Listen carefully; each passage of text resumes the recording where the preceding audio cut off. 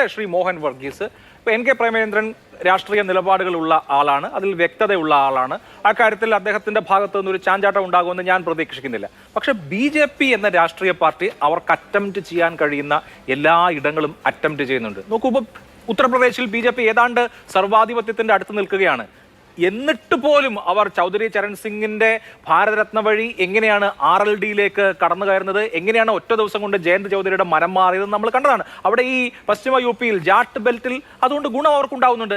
ഒന്നെങ്കിൽ ഒരു സീറ്റ് പോലും കുറയാൻ പാടില്ലാണ് നിർബന്ധ ബുദ്ധി അക്കാര്യത്തിലുണ്ട്. നമ്മൾ ബീഹാറിൽ JDU എന്ന പാർട്ടി അവിടെ ഇപ്പോൾ ഏറെക്കുറെ അൺപോപ്പുലറാണ്. BJP-യുടെ സംസ്ഥാന ഘടകത്തിന് തന്നെ വലിയ താല്പര്യമില്ല. പക്ഷേ എങ്ങനെ കർപ്പൂരി താക്കൂറിന് ഭാരതരത്ന കൊടുക്കുന്നു, JDU-വിനെ മുന്നണിയിലേക്ക് കൊണ്ടുവരുന്നു? അങ്ങനെ ആരും ഇപ്പോൾ കമൽനാഥിനെ മധ്യപ്രദേശ് അറ്റൻഡിയാണ്. ഈ കഴിഞ്ഞ തെരഞ്ഞെടുപ്പിൽ വമ്പിച്ച വിജയം നേടിയ മധ്യപ്രദേശിൽ യഥാർത്ഥത്തിൽ കോൺഗ്രസിന്റെ കമൽനാഥിനെ എന്തിനാണ് BJP അങ്ങോട്ട് കൊണ്ടുവരുന്നതെന്നൊക്കെ ഒരാളെ സംബന്ധിച്ച് ന്യായമായും ആലോചിച്ചു പോകും. അവരല്ലെങ്കിൽ തന്നെ ജയിക്കുന്ന ഇടമാണല്ലോ. ഇപ്പൊ തന്നെ ഒന്നൊഴികെ എല്ലാ ലോക്സഭാ സീറ്റും ഉണ്ട്. എന്നിട്ടും കമൽനാഥിനെ കൊണ്ടുവരാൻ അറ്റംപ്റ്റ് ചെയ്യണം. അപ്പൊ BJP എന്ന് പറയുന്ന പാർട്ടി എല്ലാം ശ്രമിക്കുന്ന, എല്ലാം അറ്റംപ്റ്റ് ചെയ്യുന്ന, സമഗ്രാധിപത്യത്തിന് നമുക്ക് എന്ത് ഗുണകരമാകുമോ ഒന്നെങ്കിൽ ഒരാളെങ്കിൽ ഒരാൾ, ഒരു സീറ്റെങ്കിൽ ഒരു സീറ്റ് എന്ന നിലയിൽ പ്രവർത്തിക്കുന്ന ഒരു മെഷീനാണ് എന്നുള്ള കാര്യം നമുക്ക് ഈ കാര്യത്തിനിടയിൽ മറന്നുപോകാൻ പാടില്ലല്ലോ.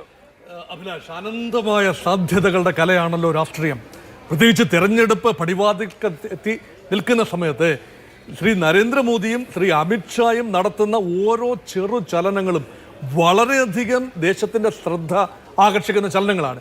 ഇതൊരു ചായ കുടിക്കാൻ വിളിച്ചാലും ഒരു ആഹാരം കഴിക്കാൻ വിളിച്ചാലും അനേക അർത്ഥതലങ്ങൾ കണ്ടെത്തേണ്ട ഒരു സമയമാണ്. കാരണം ആരാണ് പ്രതീക്ഷിക്കുന്നത്? ശ്രീ അഭിലാഷ് നേരത്തെ സൂചിപ്പിച്ചതുപോലെ തന്നെ 2-3 ഭാരതരത്നങ്ങൾ, അത് എത്രത്തോളം സാധ്യതകളുടെ വാതിലുകളാണ് തുറന്നിട്ടത് എന്ന് നമ്മൾ കണ്ടതാണ്. ശ്രീ കർപ്പൂരി താക്കൂർ എന്ന സോഷ്യലിസ്റ്റിന് മരണാനന്തരം ഭാരതരത്ന കൊടുക്കുമ്പോൾ ഒരു മുഖ്യമന്ത്രിയെ തന്നെ സ്വന്തം പാളയത്തിലേക്ക് കൊണ്ടുവരികയാണ്. ഇന്ത്യ മുന്നണിയുടെ അമരക്കാരനായിരുന്ന നിതീഷ് കുമാറിനെ സ്വന്തം പാളയത്തിലേക്ക് കൊണ്ടുവരുമ്പോൾ വളരെ വലിയ സാധ്യതയല്ലേ? അതിനെ ന്യായീകരിക്കാൻ തീർച്ചയായും പിന്നോക്കക്കാരനായ അല്ലെങ്കിൽ സോഷ്യലിസ്റ്റായ കർപ്പൂരി താക്കൂറിൻ്റെ ആ ഒരു ഭാരതരത്നം പ്രയോജനപ്പെടുമെങ്കിൽ നല്ലത്.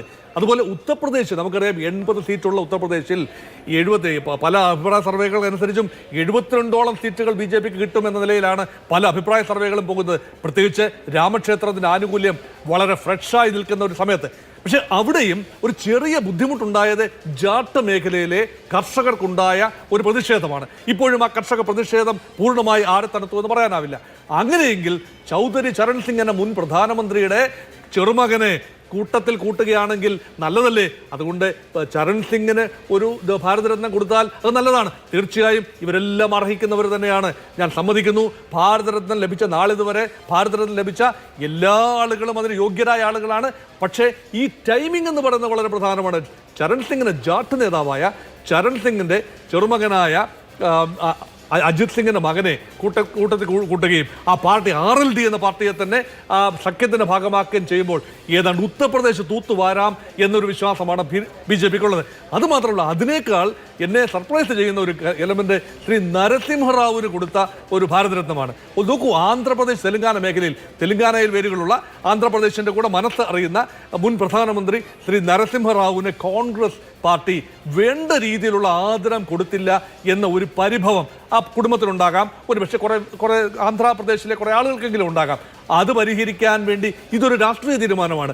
അതുമാത്രമല്ല, മുൻ രാഷ്ട്രപതി മുൻ കോൺഗ്രസ് നേതാക്കൾ പലർക്കും ഭാരതീയ ജനതാ പാർട്ടിയുടെ അധികാരത്തിലുള്ള സമയത്ത് ഇതിങ്ങനെ ഒരു കാര്യം കൊടുക്കുന്ന സമയത്ത് അതിനകത്തെ രാഷ്ട്രീയം കാണാതെ പോകരുത്. ചെറിയ കാര്യമാണെങ്കിൽ പ്രകടമായ രാഷ്ട്രീയമില്ല എന്ന് തോന്നാമെങ്കിലും അതുകൊണ്ടുണ്ടാകുന്ന ഫ്രിഞ്ച് ബെനിഫിറ്റ് വളരെ വലുതാണ്. ഇവിടെ നോക്കൂ, പ്രതിപക്ഷ നിരകളിൽ വീണ്ടും ആവർത്തിച്ച് ഒരു ഫിയർ സൈക്കോസിസ് വിതയ്ക്കുന്നതിൽ BJP വിജയിച്ചിരിക്കുന്നതായി കാണാം. അല്ലാതെ അവരെ എം കെ പ്രേമചന്ദ്രനെ പോലെ ഒരാളെ ഭാരതീയ ജനതാ പാർട്ടി ഏറ്റെടുക്കുമെന്നോ അല്ലെങ്കിൽ RSP BJPയുടെ കൂടെ ചേരുമെന്നോ പറയാൻ തക്ക മൗഢ്യം എനിക്കില്ല. അങ്ങനെ ഞാൻ പറഞ്ഞിട്ടുമില്ല. നേരത്തെ BJPയുടെ പ്രതിനിധി ശ്രീ നാരായണൻ നമ്പൂതിരി നേരത്തെ പറഞ്ഞു, ഞാൻ അങ്ങനെ പറഞ്ഞു എന്ന്. അങ്ങനെ പറഞ്ഞിട്ടില്ല, അങ്ങനെ അഭിപ്രായപ്പെട്ടിട്ട് പോലുമില്ല, അങ്ങനെ ചിന്തിക്കുന്നതുമില്ല. ഭാരതീയ ജനതാ പാർട്ടിയിൽ അദ്ദേഹം ചേരുമെന്നോ അല്ലെങ്കിൽ ഭാവിയിൽ മന്ത്രിസ്ഥാനം അദ്ദേഹത്തിന് കരഗതമാകുമെന്നോ ഒന്നും തന്നെ ഞാൻ വിശ്വസിക്കുന്നില്ല.